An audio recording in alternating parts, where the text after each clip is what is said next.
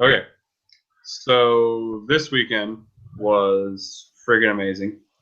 Um, I spent it with a very lovely lady, and we did lots of fun things, like go to the zoo and eat at restaurants. And that was my SpongeBob voice text alert.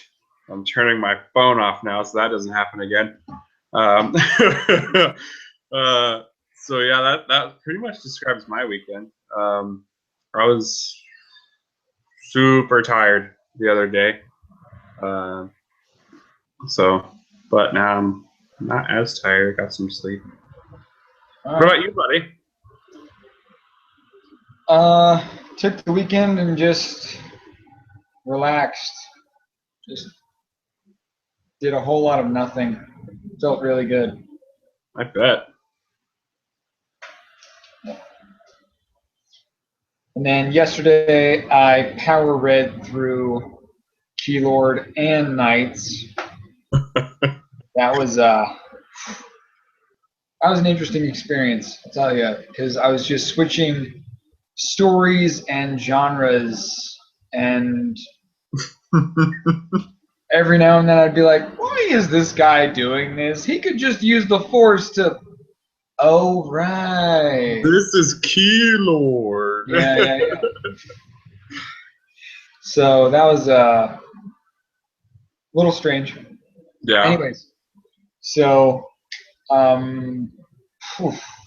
Would you like to just dive right in? Um, I guess has anything developed with your special lady? Uh, can't really talk about it. So we're just going to keep that a mystery for you and our viewers. Haha, the plot thickens. Okay. Yeah. All right.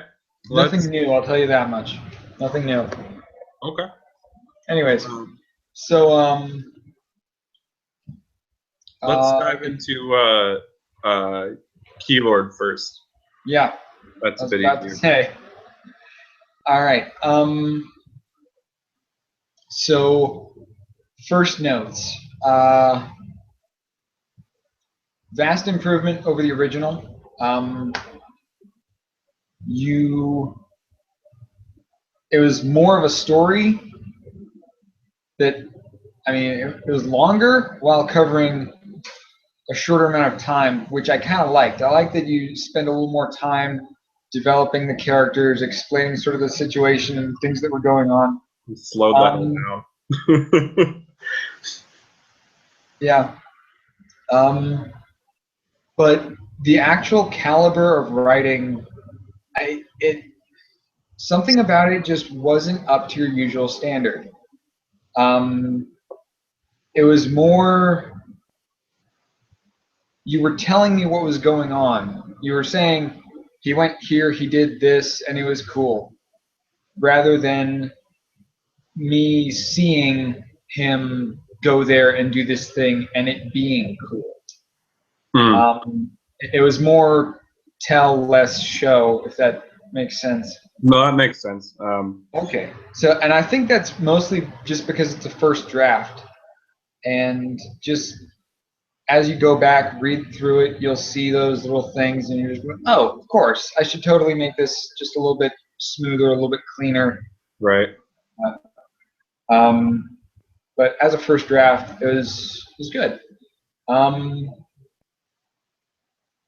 there were a few little like grammar or misspelling things that those always just catch my eye when I'm looking through. Yeah. Little stuff. Um, yeah, so it was mostly just little stuff. And again, you're going to catch that as you go back and make little revisions and little things here and there. Right. But really liked it. It actually started off a little rocky with Brennan in school. Uh, it seemed like you were sort of jumping between explaining what the world was like and explaining what his life was like without really making a clear distinction between which.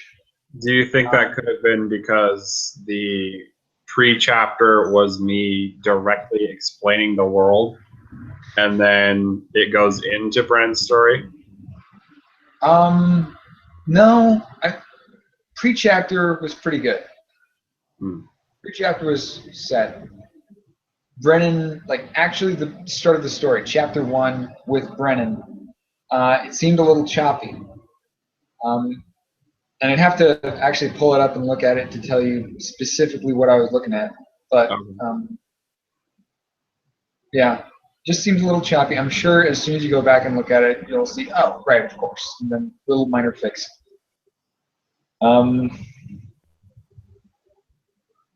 Oh.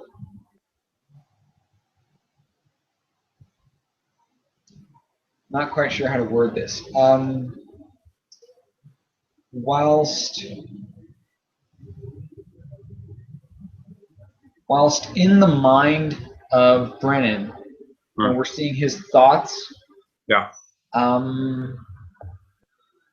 every now and then you shift from like present tense to past tense, and if you just think of it as him speaking or him talking to himself in the present. See, and I think that comes from, like, most of my work that I write is third person. It's from a third person perspective. It's not me, I, and you. It's him, they, and them. And that it throws me off, but it's part of being a beginning writer, just sort of feeling out the different points of view that there are. I've never actually read a book that's in second person view, but third and first are the most common, and so I have to try and get mastery over both of them so that I can actually figure out the differences and whatnot. Okay. Sure. All right. I get that. But yeah, so that was a little distracting.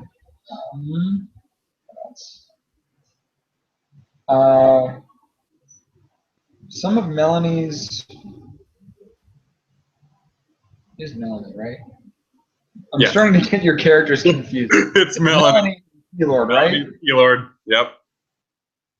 Oh wait, is it Melanie in both? No. Melanie is only in Keylord. Who's the really nice demolitions expert in Knights?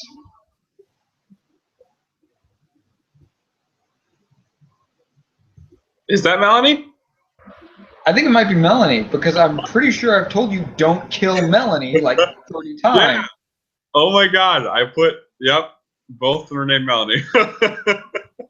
All right. And the mystery is resolved. Okay. All right. Melanie is Alter Life. There you go. Yeah, that's got to be it. Who she is in her dreams. Alternate reality. Yeah. I totally planned that. Oh yeah. All right, cool. So diamond-skinned Melanie is some of her reactions just don't seem very realistic and a little bit forced. For instance, when she finds out, when Brennan tells her, "I found a key." Okay, so you found a key. Is that to a door? Is it to a chest? What are you talking? It's a key. Come on, turn it into Lost and Found, right? Instead, it's automatically.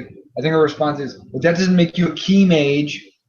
Well, because you said anything about a key mage, right? Their previous conversation was directly him talking to her about key mages, and then afterwards he was going to tell her something and was immediately interrupted.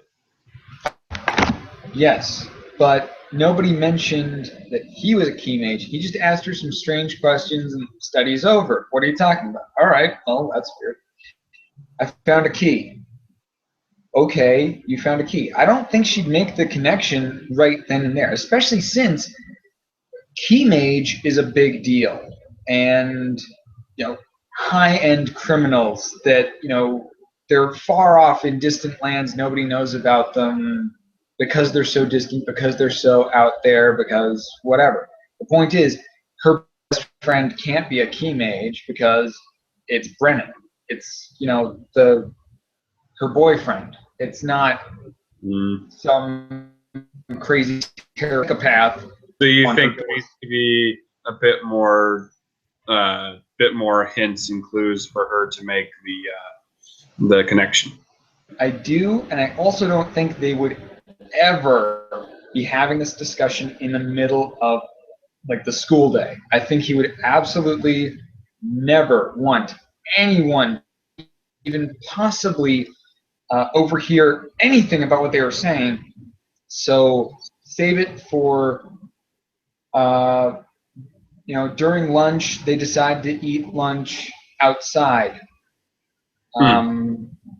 And just find a nice secluded spot with nobody around where they can just be alone and talk very quietly because nobody should hear this. It's okay. Yeah, I think I could add. Life on the line. I think I could add in a part about that during that lunch, and still keep the main part of the chapter. Yeah. Like they go outside and then they start eating their lunch and telling her about stuff, and he tells her about the whole thing, and then they go back inside and then maybe rewrite the part where Carl, yeah, where Carl attacks them. Carl, where he attacks them, and then just go on from there. Okay. Cool. I thought when they entered that other dimension with the key, or rather the key forced them into another dimension, that was clever. I liked that. I liked how that was. I could really see what was going on there. I was really there, which I thought was awesome. At the same time, this key, even a fragment of a spirit, it wants Brennan to do something. It wants him to be something. And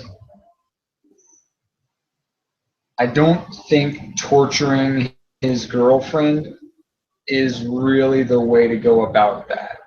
Right. And that is a perfectly legitimate thought, and I want the readers to think that. Okay. Because the keys, because they are actually spirits of, or shards of the spirit, are not actually the full spirit. And so when they're sent out, they have a very, very limited lease on life. So if they exist for too long without getting used, they die. And so the reason he did that, and this will be explained later in the book, is because he was basically approaching his deathbed. And that hour was going to be the end of it. And it doesn't quite make Brennan forgive the spirit of knowledge and wisdom for what he did, but it does add some background and some, I guess, closure for what happened. In that case, quick thought. It's the spirit of knowledge and wisdom.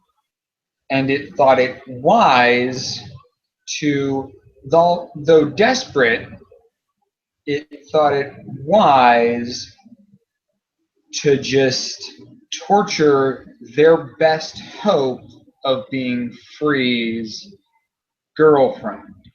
Yes. And best friend. Yes.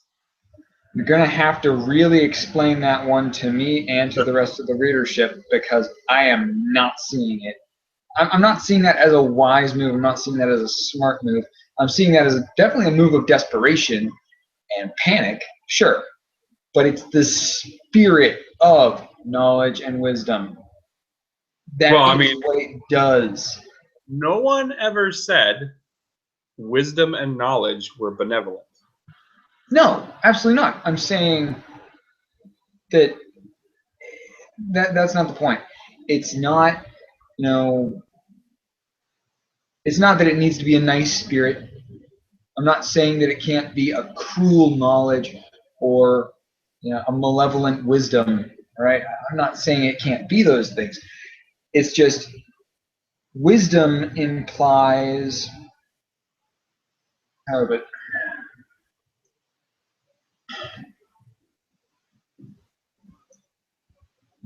it is not wise to make an enemy out of what is supposed to be your savior or greatest ally or last hope.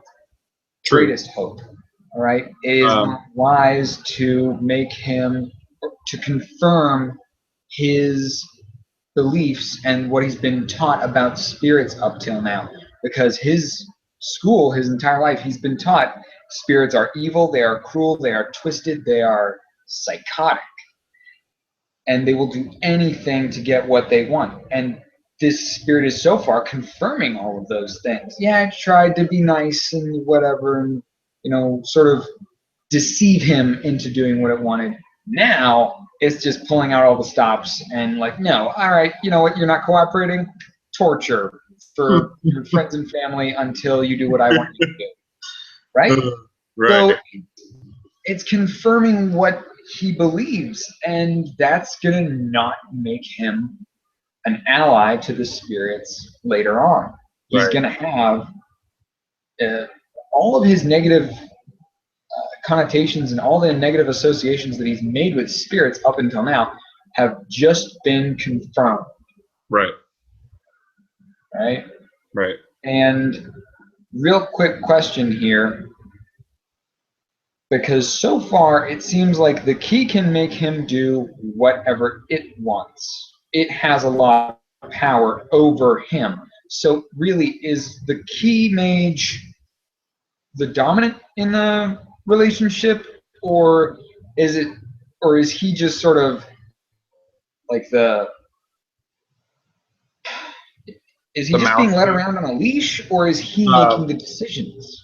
Okay, so the way a key mage works is for the first part, for the initial turning, key joke, haha. The spirit usually has all the power. And unless you're dealing with a different sort of spirit, only a few spirits can actually talk and actually voice themselves. The spirit of knowledge and wisdom happens to be the most powerful one in that area. But when you're dealing with those kind of spirits, it usually is them that is dominant and powerful. However, the thing about the spirit shards is once they're used up, they're used up. They don't have a presence anymore. They don't have a will anymore. The key mage has everything that spirit shard gave. And there's no price to be paid for doing that, except for in the world where you're hunted down by trappers. After thinking about the way that the story was going, I decided to kind of make it almost a good ending, but from not the spirit's point of view, if that makes sense. I don't want to have the ending be him freeing the spirits anymore.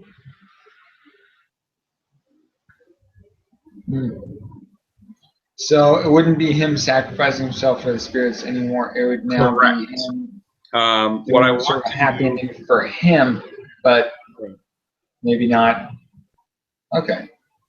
what I want to do is sort of illustrate. Yes, there are good spirits and there are bad spirits. Just as and there are good and bad people.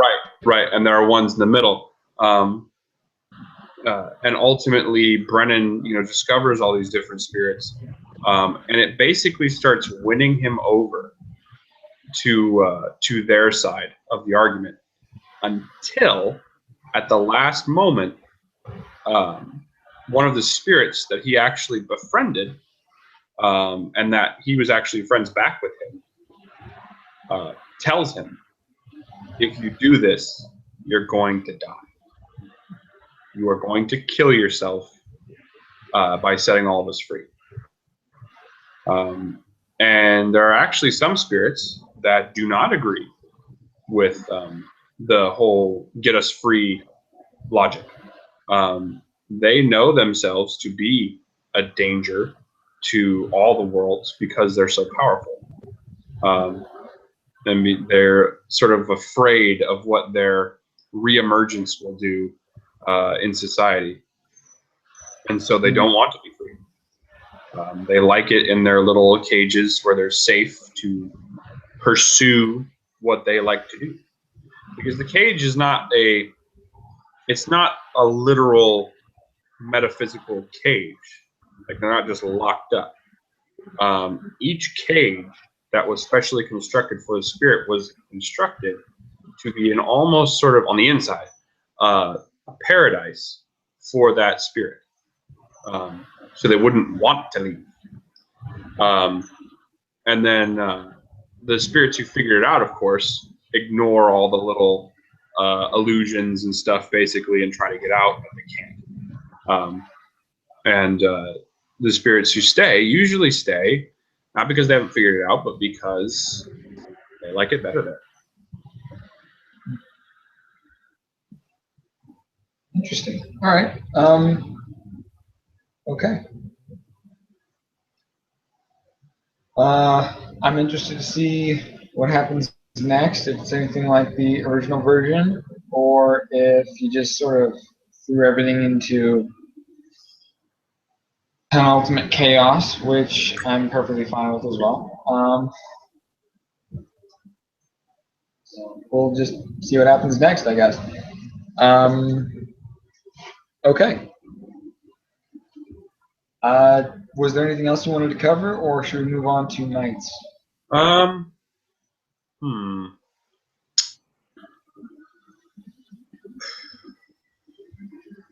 Did you like the idea of well, I guess not the idea, but the general feel of the tech within the story? Did it feel out of place, or did the character's acknowledgement of it sort of seem normal and genuine?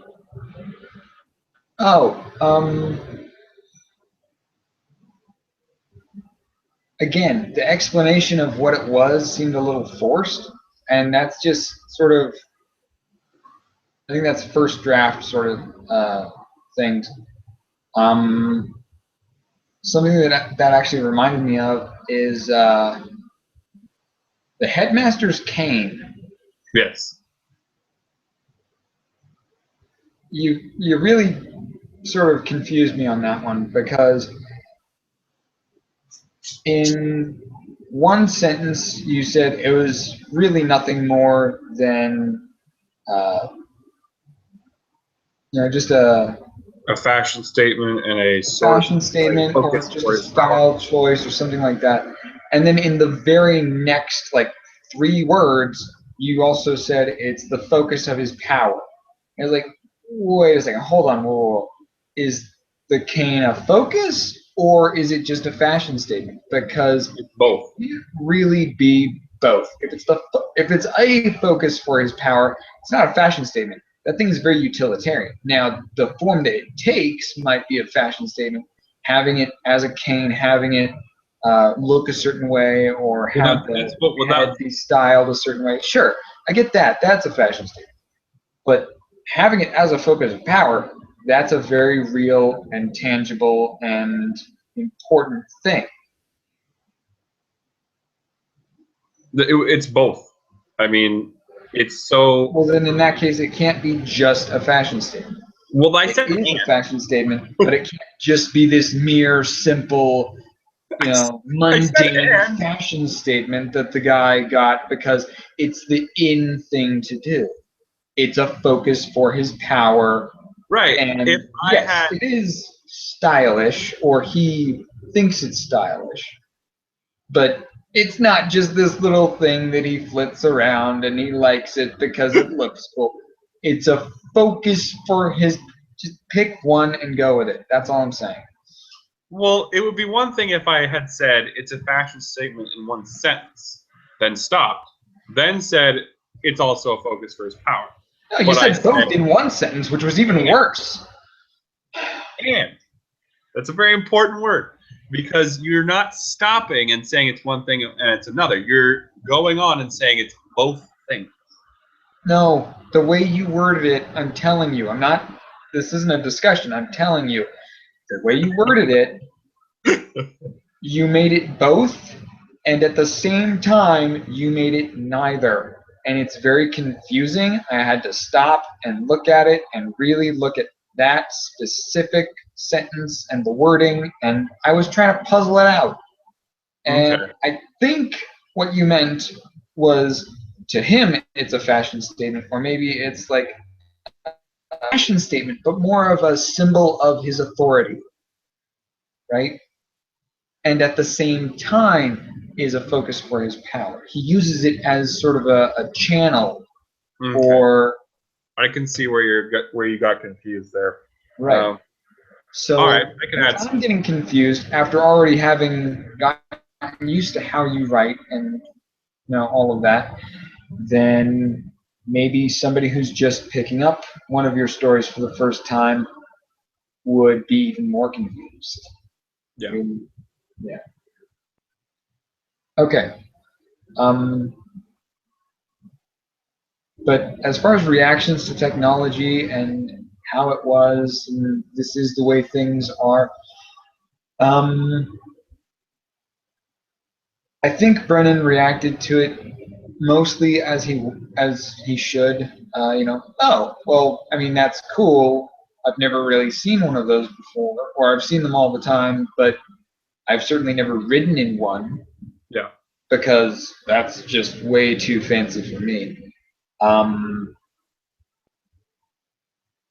So I think for the most part, he reacted to it well.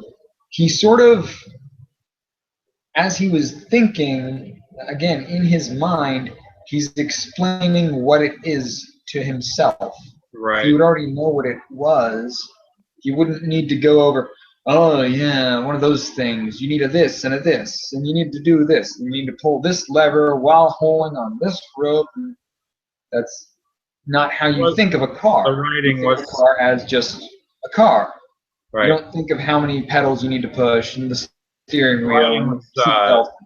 Was illustrating what was happening instead of how Brennan viewed it as happening. Does that make sense? Not when you have it inside his own head. If you have it outside and it's just like you're explain how the cemetery was ringed in statues of celestials, right? Yes. In that same way, Brennan's not thinking about how the cemetery is ringed in statues of celestials. It's just being said. It is being stated through the writer. But Brennan's not thinking about it. He's thinking about the way that Melanie looks under the moonlight, right? So just don't have him think about how it works. Say how it works, or mention how it works, or even don't. Just leave that for a later time, and have Brennan see that there's a fire elementalist, and they have to wait for the water elementalists to come on board before they can get things going. You know? Or so that sort of shows we need both, but without telling the audience you need a fire elementalist and a water elementalist to operate this machine. And maybe Brennan wouldn't even know how it works. He's 15, or he's just turning 15. You know, so maybe he doesn't really know how it works. Yeah. Maybe he does. First, it's absolutely reasonable, and certainly after he gets that key shoved into his arm violently, he would understand it because he would have absorbed like a user's manual or even like a whole book specifically on how those things work. Yeah. So, yeah, and maybe he would have, maybe that's one of the things he sort of wonders about. It's like, oh, yeah, I know how this works because this moves that, and then the upward air pressure, and then the heat rising with this, and that, and it's like, wait a second. How do I know how in the, I've never been on one of these things. I know nothing about them because why would anyone bother to teach me about how these things work? It's not like I can operate them, but suddenly I know everything that needs to happen for these two people, magic and magic, working together, which I've never seen before, to make it work. Yeah. Right? There's science in this thing, and he doesn't know that until after the key is inside of him. That didn't sound naughty at all.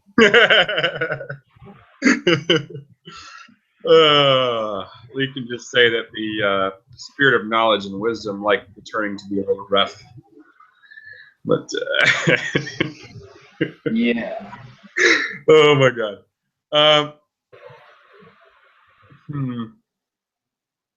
I know there was one other thing.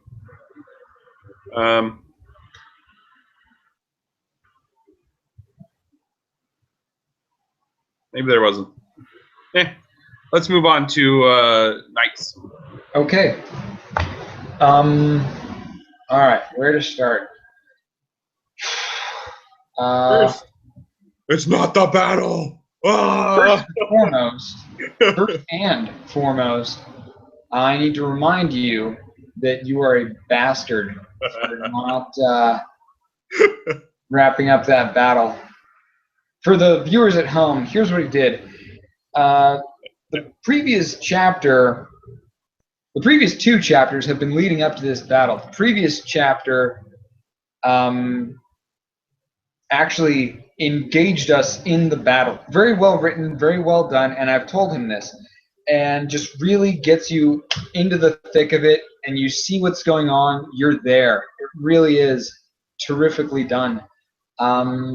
And you really want to see what happens next. You're right there along with the character. You're moving through these halls and through these caves and these subterranean things, and you're going into these command posts and blowing things up, and then, oh geez, all the data's lost. We got to go to the next one. So it moves to the next one, and then, oh, we just barely saved the data. We can harvest all of this information and knowledge about our enemy, and we can just totally ream them next time, right? So it's just really gripping stuff. And he's encountering all these different enemies, and he has to come up with different ways and how to fight them, working with different allies. How does he work with them? Because he's never seen them work before. It's really a very good chapter. I like it. I really do. And he ends it with a great cliffhanger. It wasn't really meant to be a cliffhanger. I thought it was, so of course he made it into one. Yeah. Where this entire fleet arrives overhead, and it's just like, wow, that's some power right there, right? So he does a really great job. Just, oh yeah, right? You want more of that. You want more of this action. And then he skips from action central, middle of a battle, immediately over to completely pedestrian life for a side character who we have not heard about in 3 or 4 chapters, except maybe the mention of her name. All right? So you can see how I might be just a little bit furious.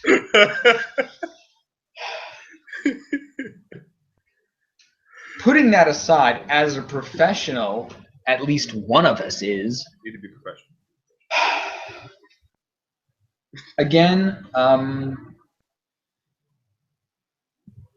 Again, this chapter was just not the same caliber that I've come to expect from you.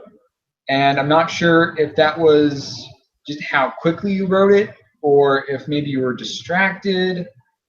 Maybe you've got something going on I don't know about. I really don't know. It wasn't up to par, in my opinion. Again, it was more telling me what's going on and really just sort of explaining everything to me. They did this because that's how they do things over there. And this person did this because he did that. And that was how he did it. Okay, great. But I was a little disappointed, to be honest with you. And I'm not quite sure why that happened. I don't know. A more specific note that I would say, the employees, or co-workers rather, at the diner.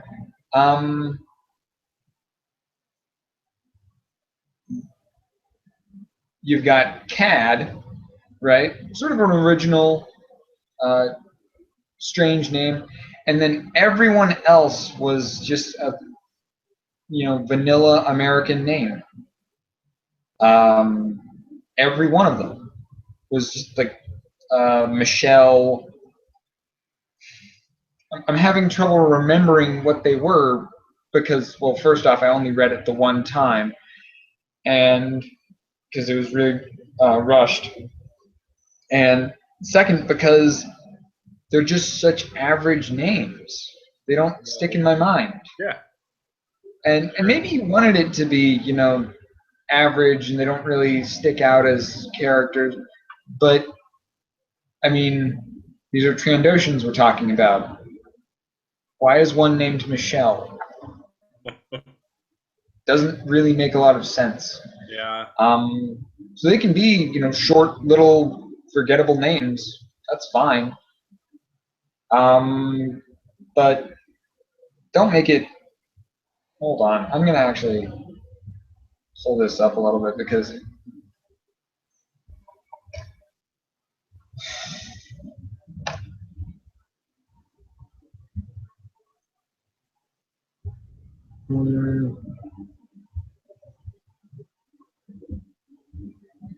yeah, you got Rachel, Michelle, Guess. These are not Trandoshan names. I'm sorry, they're not. They're absolutely human names, and I could see you naming a few human characters that later on, or even Mandalorians, I suppose, to a certain degree. Maybe not. I mean, let's go for originality. But having everybody named Peter, Toby, Thomas, John, Josh, Kyle, that's not what we're about here. Yeah. We're not writing the next great modern American novel with John and Peter and Sarah and Francine. We're not doing that, right? We said this is going to be Star Wars, so maybe let's make this Star Wars. Just thinking outside the box here. Okay. All right. Yeah, I was very distracted. This past week.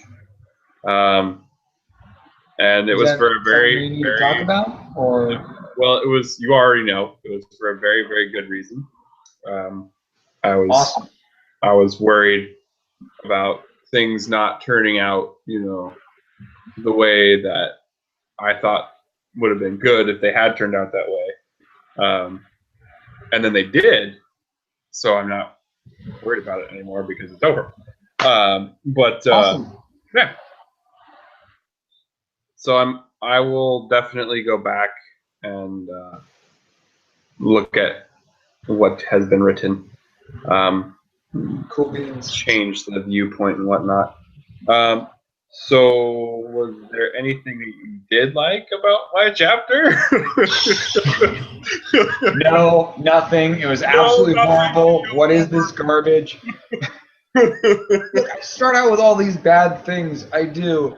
I'm sorry. For everybody at home who's watching this, I know there's only like 2 of you, but here's the thing. I critique Zach so terribly. I just rip him apart. I do. I'm horrible.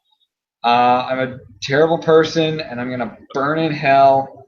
But at the same time, I do it because I know he's better than this.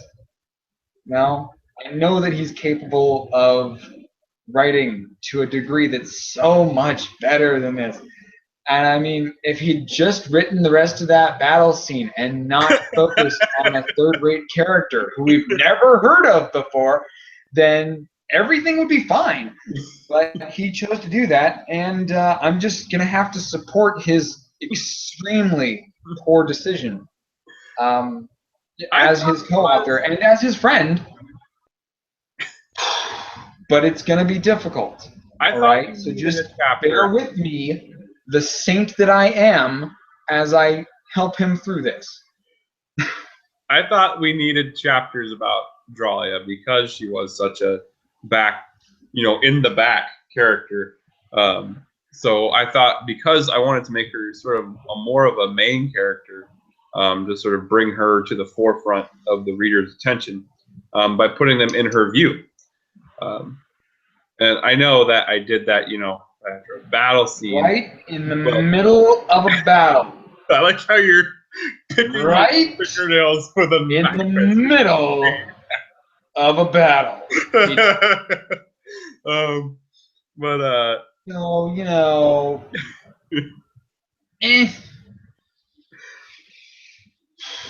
There we go back to that knowledge and wisdom thing. Wisdom is not jumping off of the horse in the middle of a race to jump onto a different horse that is going at a vastly different pace. There's this thing called inertia and momentum, and this little thing called physics that you might have heard of. Oh, wait, no, you haven't gotten out of your cave in 3 weeks. So, just, bad things happen. And that's all you need to know about that. We don't need to go into the specifics of it. I don't need to give you the scientific breakdown of how these things work. You just need to understand, don't do it ever, ever again. Anyway. For the viewers at home, I know it seems like I'm very angry right now, and I might be absolutely livid. But again, professional. Not going to let that color my opinion. Anyways, yes, there were many things I liked about your writing. It was a different world, and I liked that. I liked that we weren't on, what was it, Ordo? Onderon. Onderon, that's right, yeah. Sorry, they all start with O. That's true. Everything over there starts with O. Ordo, Onderon, Clan Ordan, with all these other things. All right, enough with the O's already. Let's pick a different letter.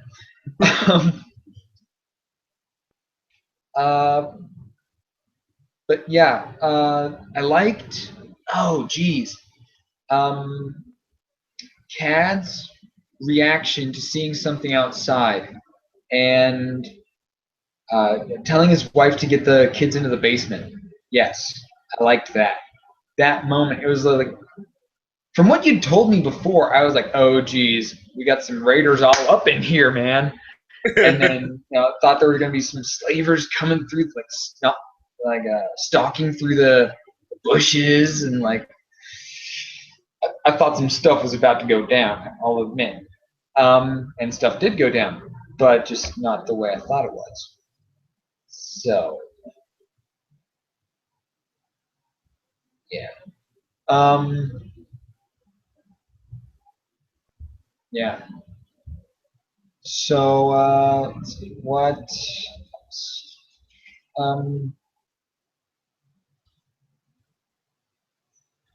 Dralia's emotions, as she went through the forest, when they saw the Rancor, in the diner the next day when she, when they started hearing explosions and everybody sort of ran in like what's going on?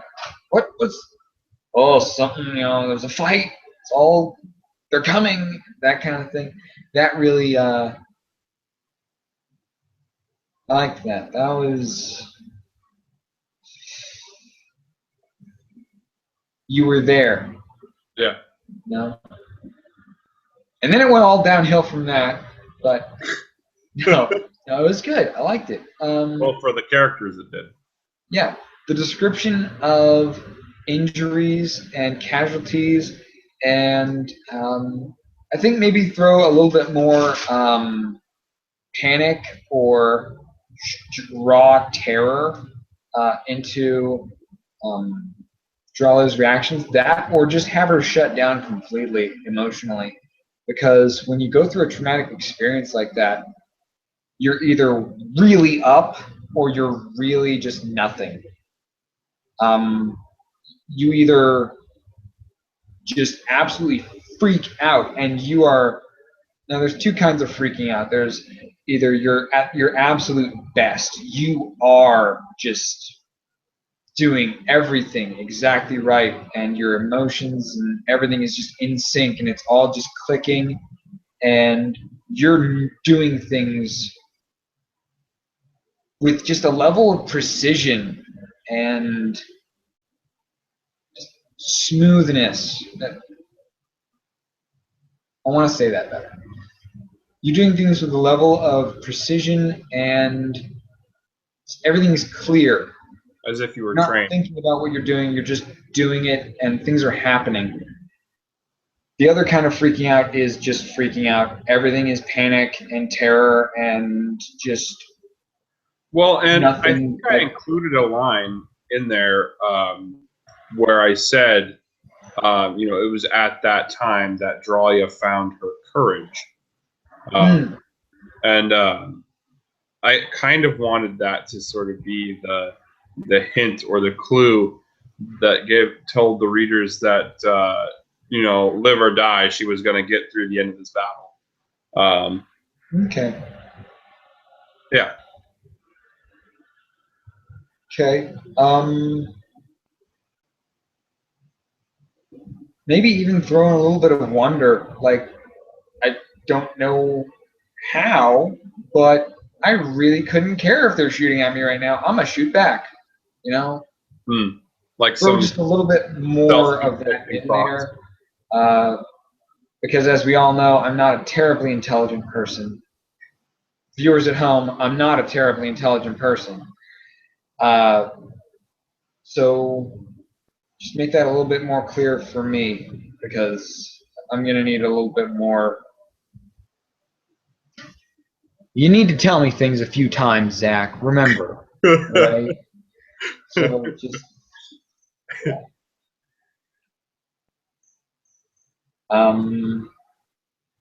But yeah, good chapter. I liked the sequence of events. I liked how it went. It seemed like logical steps. It really, good grief, it seems like Cad has a massive crush on Dralia up until the point where you figure out he's married, and then it's like, wait, is he trying to cheat on his wife? You seriously can't tell. It's just like, good Lord, Dralia, how can you not see the signs? This man is just throwing himself at you, food and all, And how can you not see this as an extremely awkward situation, especially since, are you cheating on Tarek? Are you not cheating on? Do you have any idea what Kat's feeling? And then it turns out he's married, so it's like, okay, but still, is he cheating on his wife? Is he not cheating on his wife? It's not made clear until Dralia goes to the house and you see her interact with the kids and the dog and the wife, and it's like, oh, she's like a little sister or maybe an older daughter sort of a thing. Yeah. Okay, I can see how that works. But those first couple of pages, it was like, oh, good Lord, he's doing it again. He's pulled this kind of stuff in the past. Again, all of our 2 viewers at home, he's done this kind of thing before where he just, you'll see. You'll see. When the book comes out, you'll see. And you'll know exactly what I'm talking about. Hey, that's not fair. You do it too. You do it too. Do I? Yes. Give me an example. Ever in your entire book, your side of the book, is always fawning over Joran. Every single female character. Even the lesbian character is fawning over Tell, man, she is scary. Oh, but I love her so much. Too bad she's, gay and would never go for me. Not real. Yeah. And that little bit where she's fictional and completely made up and in a galaxy far, far away. So, True. Anyways, there was actually about how lonely and depressed I am. Hey, but you're fixing it. Say again? You're fixing it. Oh, I'm fixing it. Oh, good boy. Yeah, let's Didn't Tell also have red hair? No, we never mentioned actually that's something that was pointed out to me just earlier today. I've sent Knights of Mandalore to a buddy of mine. He's just terrific buddy and great guy. And real big fan of just all sorts of books, fiction especially. Follows the Star Wars. I don't think he's delved very deeply into the extended universe. He's a casual Star Wars fan. Yeah, a little more casual. So he was reading through it, and he, picked up on a few things. One of the big notes he had for me, because he's only read the first couple of pages, so he's only got notes for me so far. And good Lord, he tore me apart. Already, I know.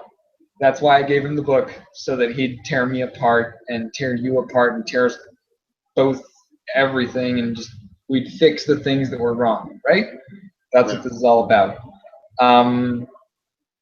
So one of the big things that he came up with is he can't picture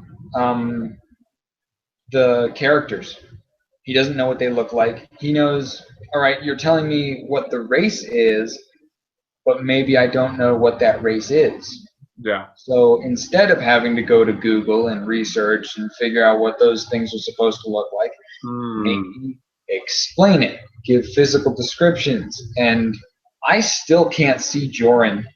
That's one of the ways that I write. For the viewers at home, I see things in my mind's eye, again, mentally unstable, and then I write it down. I write down what's going on, how it's happening. I just sort of type out what I see.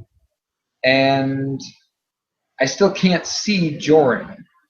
I see sort of a physical form, and I've described him as a tall, muscular man.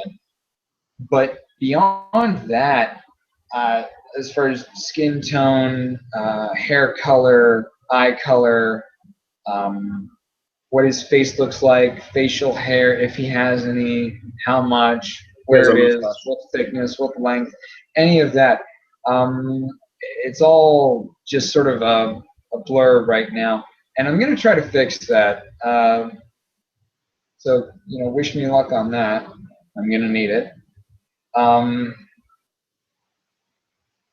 Yeah, so I got to go back and figure out what everybody looks like again. That's that's actually something that now that I think about it, in both of our writing, we really have assumed people know what these people and races and things look like. So, with that said, I think what we need to do so that we don't burn ourselves out on rework is to just start incorporating that in our writing. And then once we finish our first draft, we can go back after we have a good idea in our mind of what things are and rewrite what needs to be rewritten.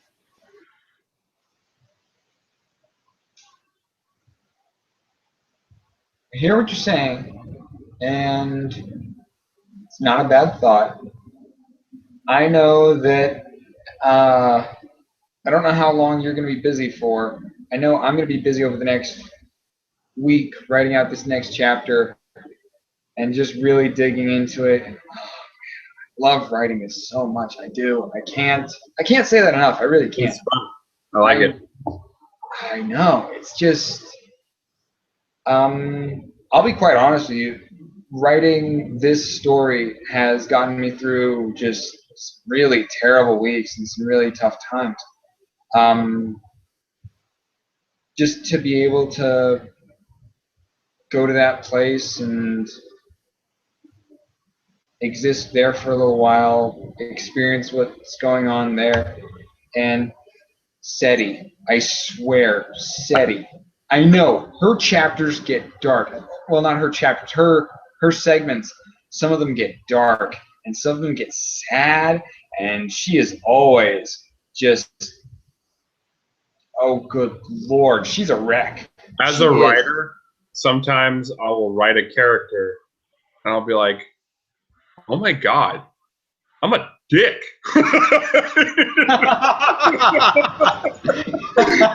Just like reading over their lives and thinking about where they come from and where I decided they came from, and I'm just like, oh, I'm sorry.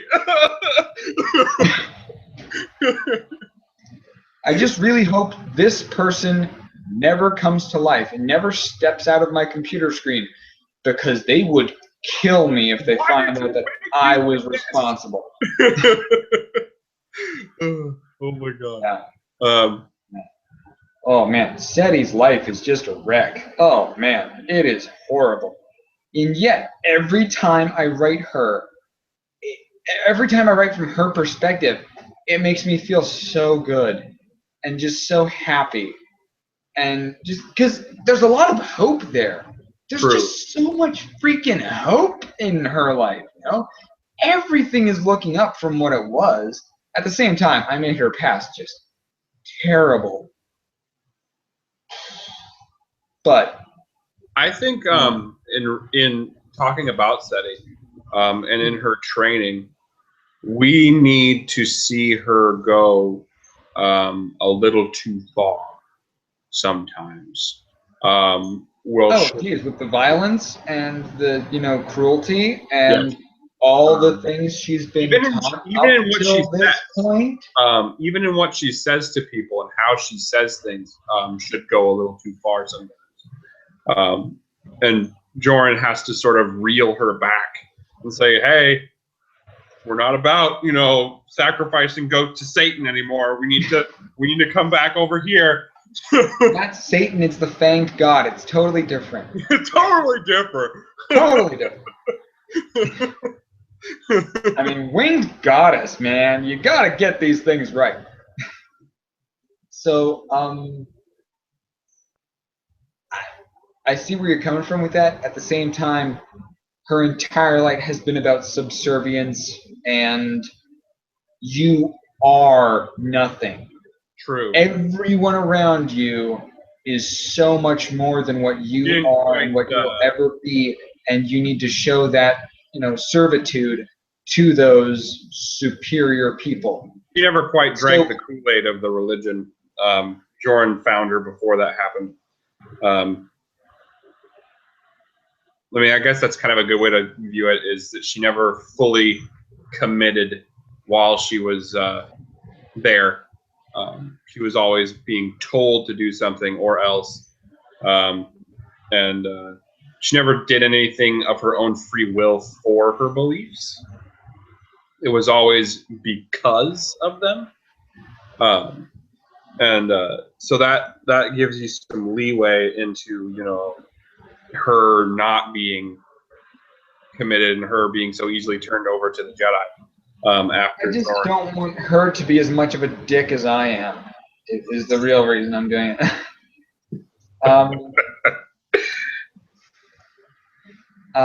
Yeah. So yeah, but Seti's a good kid. I like her. She's great.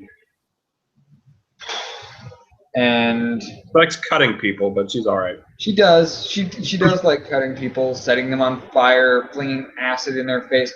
She actually is going to fling acid in people's faces later on. You'll see. And looking forward to that. Is it the good kind of acid or the bad? No. Hold on. You are looking forward to a teenage girl who's going to be like maybe 17 at the time, flinging acid, strong acid, into people's faces. Wow. And I'm the dick? As long as it's the good acid and not like gonna melt your face off acid, you know. Hold on, there's a good acid? No, well, yeah. I don't think there is. Because one acid leads to melting your face, and then you live in an abandoned opera house, write plays, and strangle people. Somebody tell me you got that reference. And two, the second option is drugs. Sorry, I've always just been against drugs. Not professionally.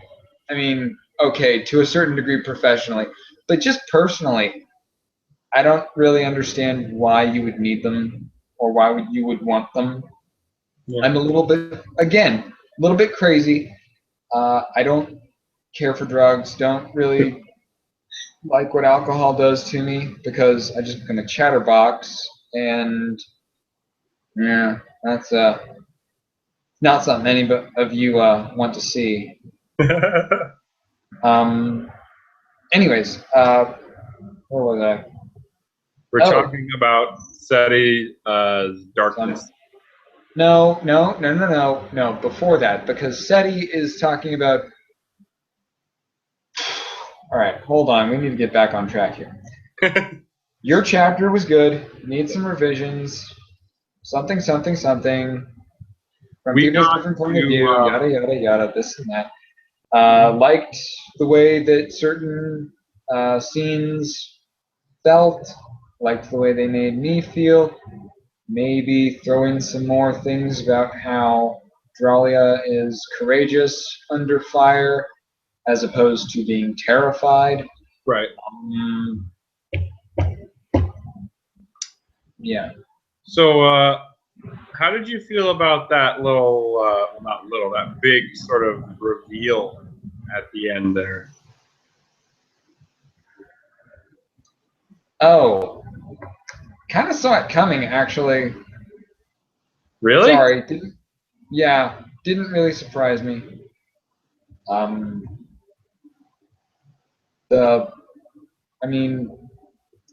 You sort of made the scale sellers out to be dicks, and you sort of made the green blades out to be dicks. So to have them both be dicks together just sort of made sense. No, not that. The clan chieftain whipping out a lightsaber. Oh, that. Which reveal are you talking about? The fact that the chief was a woman? I don't know. Jeez, man, No, they were cooking the dog, and that's the reveal I was talking about. Poor Rex. You gotta be more specific. Which reveal? Yeah, she was a lightsaber, and it was shocking. I mean, yeah, it was a little bit like, oh, Well, she's got a lightsaber, and that's a little bit different. I can see where she might maybe get one, particularly in the current climate of the Jedi Order being such idiots.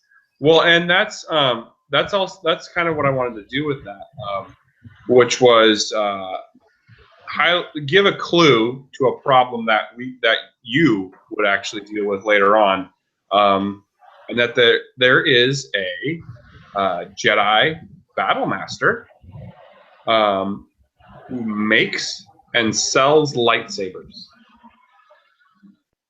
He literally makes the symbol of the Jedi Order and then sells it for like the price of a starship. And like I wanted to do that so that we could illustrate just how far the Jedi have really fallen. And to give the reader a clear view that, okay, obviously the Jedi over here under Joran, they're Jedi, they're the real thing. And the guys over here, no.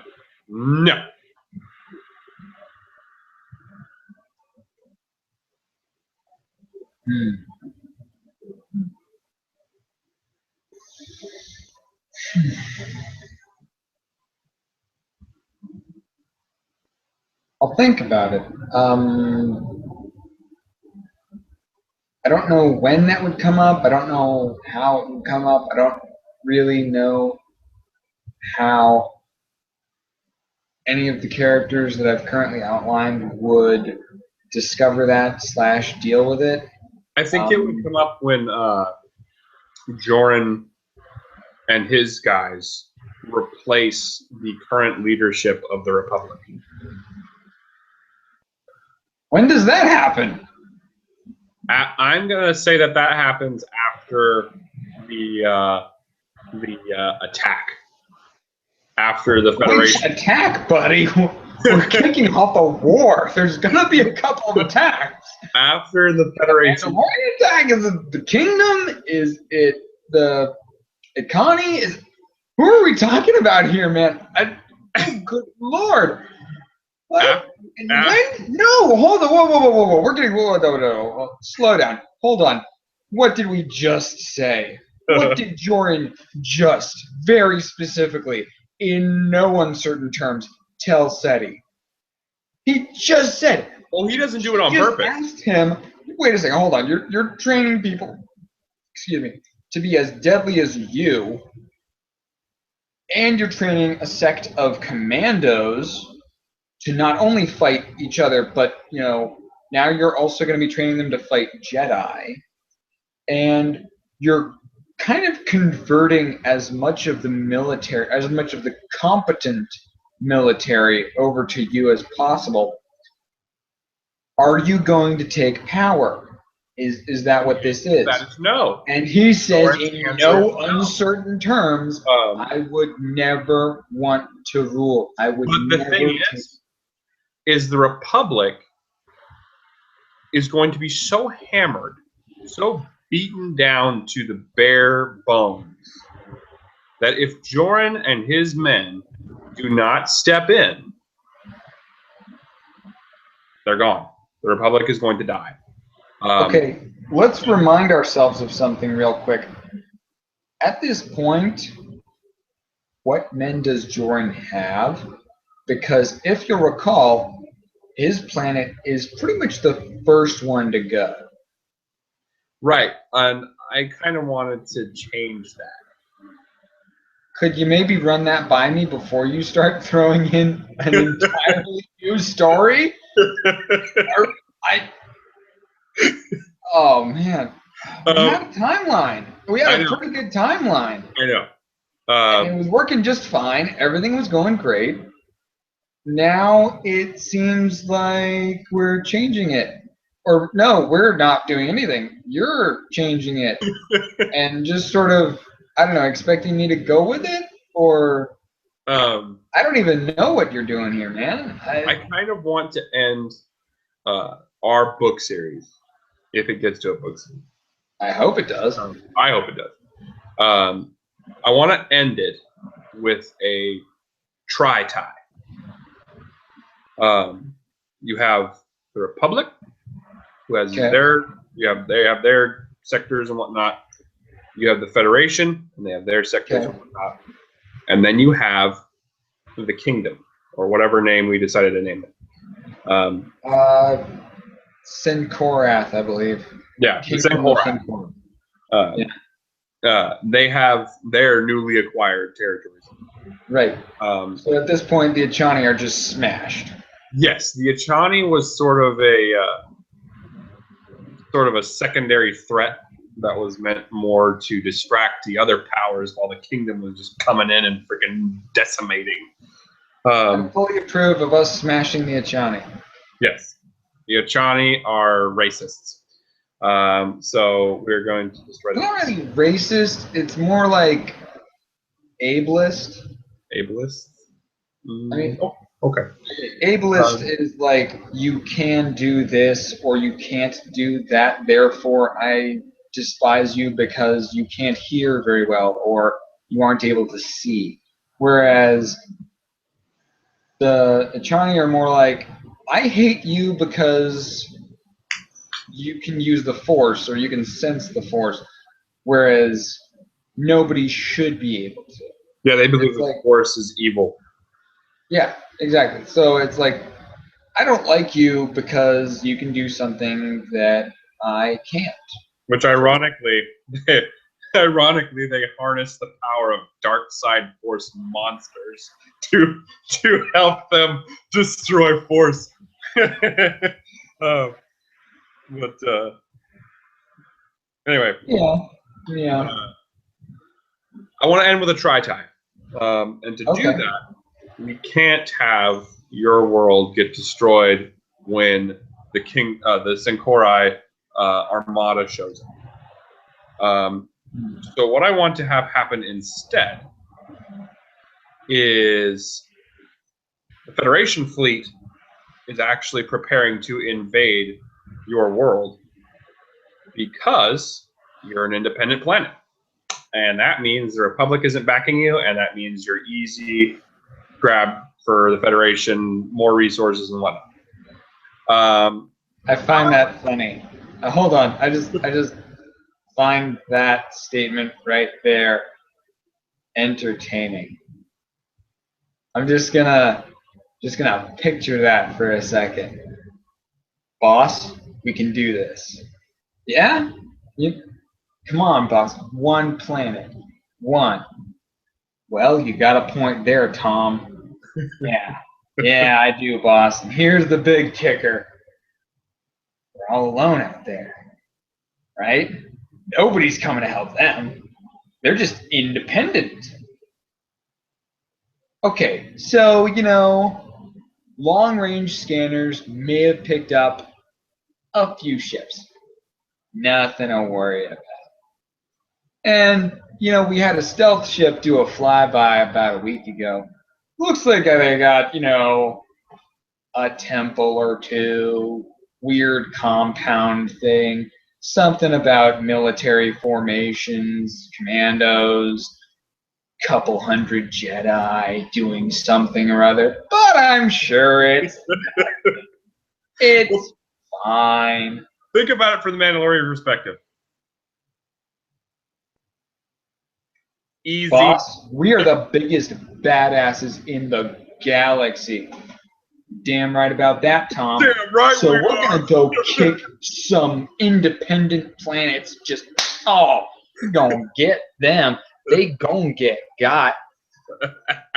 Darn right, Tom. It was a great speech. Very well thought out. Not at all racist. Well thought out. Clearly not spur of the moment. You must have written that down beforehand. How'd you know, boss? Your pacing, just the way you said it, I can tell you practice that in front of a mirror every day, boss. Every day. It gets me going in the morning. I don't need no coffee. Good man, Tom. Just ease it back there. Tone it down, Tom. Yeah, okay. We're gonna remember the muzzle. All right, Tom. Just remember that. But yeah, and then when the Federation fleet shows up, they're dealing with those 2, 3, what are Senkorai ships that are about to attack the planet. And then all of a sudden, the rest of the Senkorai fleet shows up, and they realize, oh, those ships don't actually belong to that planet. And so, that'd be really interesting from sort of my character's point of view, because I can just see Tell just coming up to Virion. Hey, sir, did we have? I don't remember having, live fire practices out near this asteroid belt. Say that one more time, Tell. Oh, the live fire exercises out near where? Tell, we don't have any live fire practices going on. All right, this is like, no. Where are you seeing this? Show me the data. And just like everybody's like, well, those are definitely laser blasts. But who's out there? What are they shooting at? And is it shooting back? What? We're out in the middle of nowhere, right? Somebody check that. We're in nowhere. Yes? We're in nowhere. Absolutely. The non-existent sector. You don't understand. We're so far in the middle of nowhere, they don't even know where we are. Okay, we don't know where we are. It's all a big secret. Some big guy in a hat named Joran is up there with, I don't know. He's got some sort of plan. Oh my God, we don't know what should it is. have a hat. May or may not be a cultist leader. We may or may not be the cultists. We wear robes. I really don't know what's going on here. I'm just That's here for fancy the free politics. tax. I'm just here for the food, man. You told me there would be food. So, in an effort, because it is at this point Tarek who is leading the Federation, he starts fighting these Senkorai guys, and they're putting up a hell of a fight. And the rest of the fleet, not going to get there in time. So, Tarek very wisely contacts the independent planet and asks them if they can lend help while they are defending their planet. We were just going through hyperspace when we noticed an enormous fleet about to show up, so we stopped, and we'll talk payment later. But I'm going to ignore the fact that, none of that is possible with current technology and just assume that you're going to lie to me. And at the same time, that's a really big fleet that was going to come attack us. At the same time, it seems like you've got a pretty big fleet. I'm pretty sure you were going to attack us. Huh. I think this is a conversation for another time, especially since it's getting close to midnight here, and I really do need to get some sleep before I wake up for work tomorrow. Okay. If you wired now. If you want, we can do another archive video just talking about what our plans are for the future. Yeah, I think that would be a good idea. I'm working night shift, so I'll be free basically from like 2:30 till about 7. So if we wanted to do it during the weekday, we could do it then.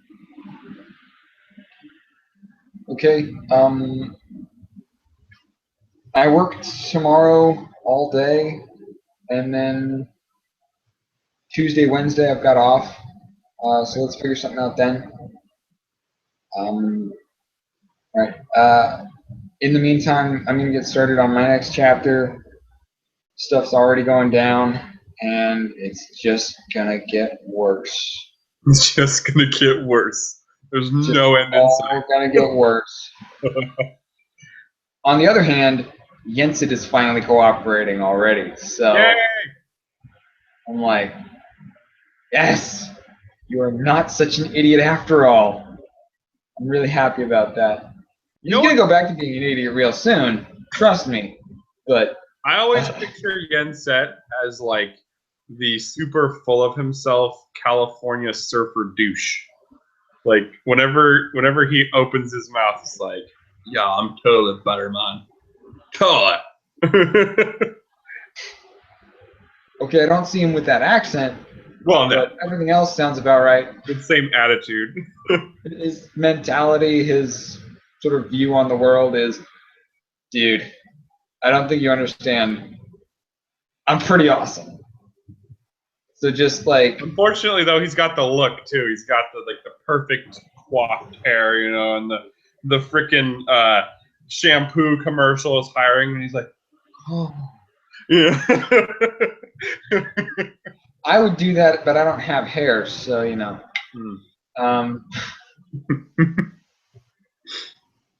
Yeah, just the like pretty boy face and that whole thing. He's got the whole thing sort of. I don't know if it's going for him or against him, or probably both. I'll tell you right now, it's oh man. Yeah, he's going to be an interesting one over the next couple of pages. Because, man, he wants to look tough. But at the same time, Joran just pointed out, buddy, for this, don't look tough. Don't do anything. Just shut up. Stand there. Let me do what I do. You can go back to being an idiot later. But right now, just stand there. That is all you need to do. Your corner. I will do all of the work. Just shut up.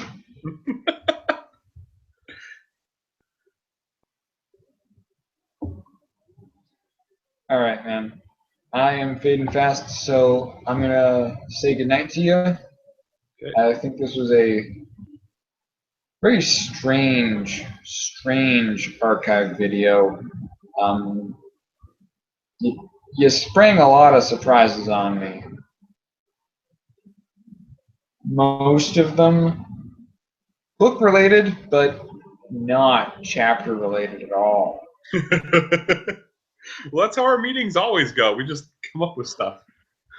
No, you come up with stuff. I react to it. No, sometimes you come up with stuff. Yeah, there was that one time, but I mean, we don't do that anymore because people died last time. Mm-hmm. Not Melanie, of course, because now she's alive in 2 books. Don't kill either Melanie. They're both nice ladies. True. And in some of my future chapters, Melanie's going to get some more chapter time. Which Melanie? From Knights. Okay. Well, both of them technically, but yeah, the Knights one's going to resurface a lot more. But yeah. Lynching, please, when you go back to the battle after like the next 7 chapters, when you finally go back to the battle and the good stuff, when you finally do that, just have a scene real quick where just massive eruption or explosion, and then Melanie just walks out, or skips. She skips out of this inferno, and it's just like, isn't this fun? Yes, that is all. That is what Melanie's about. She is going to have a lot of that stuff. I mean, we saw that in her part of the first fight chapter, where she placed those little fire jelly grenades everywhere and then presumed to light him on fire whilst laughing. So we'll definitely be seeing more of Melanie and her craziness. But anyway, this has been a great archive. I am Zach, and that is Evan, and we will see you next time. Bye.